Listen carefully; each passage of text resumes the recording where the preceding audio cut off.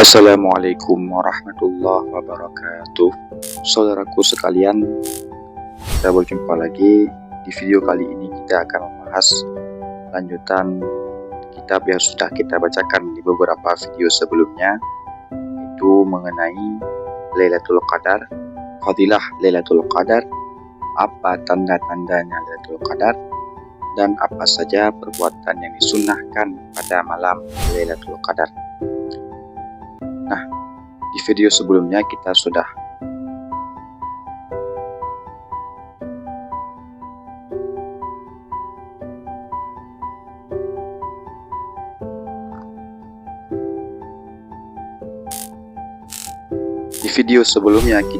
membahas tentang kenapa Allah menamakan malam itu dengan Lailatul Qadar.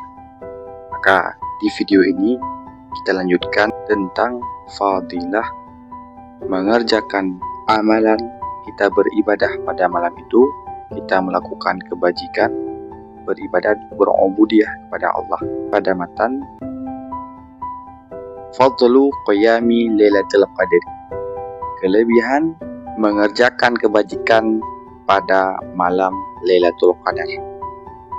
Ja'a fi sahihaini wa ghairihima an Abi Hurairah radhiyallahu anhu anin Nabi sallallahu alaihi wasallam. Kelebihan keutamaan Lailatul Qadar, beribadat pada malam Lailatul Qadar, dijelaskan oleh Nabi dalam hadis yang diriwayatkan oleh Abi Hurairah, semoga Allah meridainya. Man qama Lailatul Qadari imanan wa ihtisaban ghafara lahu ma taqaddama min dhanbi. Barang siapa yang mengerjakan salat qiyam, arti qiyam maqama yaitu mengerjakan ibadat, mengerjakan kebajikan pada malam Lailatul Qadar, imanan wa ihtisaban, dia beribadat, dia salat, dia membaca Al-Quran pada malam Lailatul Qadar karena berdasarkan iman yang dalam hati, wa ihtisaban, dan karena mengharap pahala dari Allah Ta'ala, ghafara lahu ma taqaddama min dhanbi, maka Allah mengampuni orang tersebut, orang yang beribadat pada malam Lailatul Qadar karena iman, takwa, karena mengharap pahala dari Allah Ta'ala. Allah mengampunkan, Allah menghapus dosanya, ma taqaddama, dosa yang telah lalu.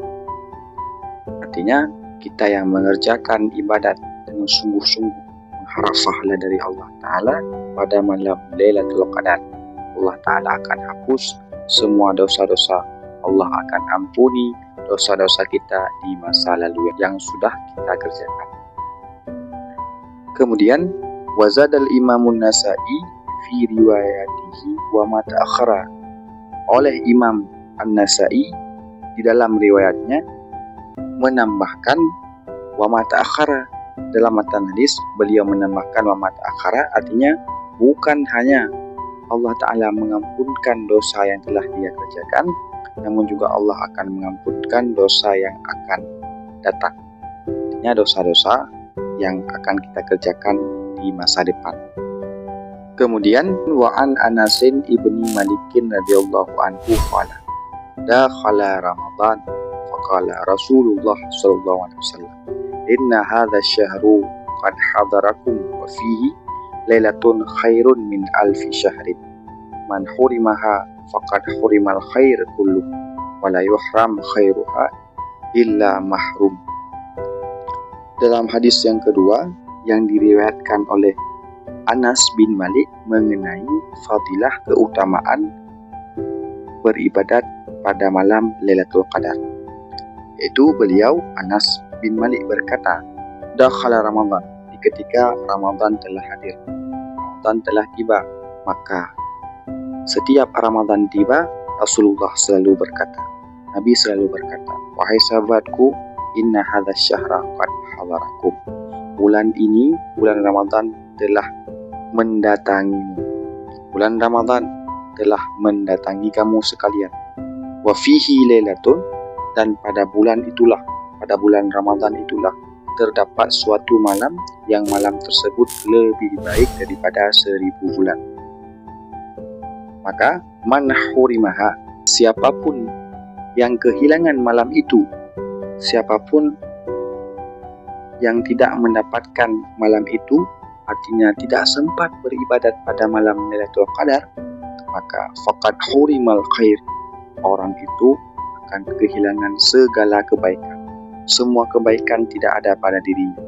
Wala yuhramu khairuha illa mahrum. Dan Allah tidak akan menghilangkan kebaikan kepada seseorang kecuali memang orang tersebut sudah ditakdirkan untuk tidak mendapatkan kebaikan. Wa an Aisyah radhiyallahu anha kana Rasulullah sallallahu alaihi wasallam idza dakhala al-ashru ahya al-laila wa ayqadha ahlahu wa jadda wa shaddal ma'dzar. Kemudian hadis yang ketiga yang menyatakan tentang keistimewaan menghidupkan keistimewaan beribadat di Lailatul Qadar, yaitu hadis yang diriwayatkan oleh Aisyah. Aisyah pernah berkata yang bahwa karena Rasulullah sallallahu alaihi wasallam ketika masuk 10 hari terakhir Ramadan, Rasulullah sallallahu alaihi wasallam biasanya ahyal laila, beliau bergadang semalaman. Beliau bergadang, tidak tidur semalaman penuh. Dan wa ayqadha ahlahu, beliau membangunkan keluarganya. Nabi bergadang sepanjang malam, membangunkan keluarganya dan beribadat pada malam itu, wajadda dengan bersungguh-sungguh, wasyaddal ma'dzar, dan mengencangkan tali pinggang. Ini adalah kiasan, artinya bahwa Nabi tidak akan pergi, tidak akan berhenti untuk beribadat pada malam itu. Kondisi apapun, bagaimanapun situasinya, Nabi di setiap 10 terakhir Ramadan, Rasulullah selalu bergadang sepanjang malam untuk beribadat, kemudian membangunkan keluarganya untuk beribadat bersama Nabi, dan Nabi bersungguh-sungguh tidak akan berhenti beribadat pada malam itu.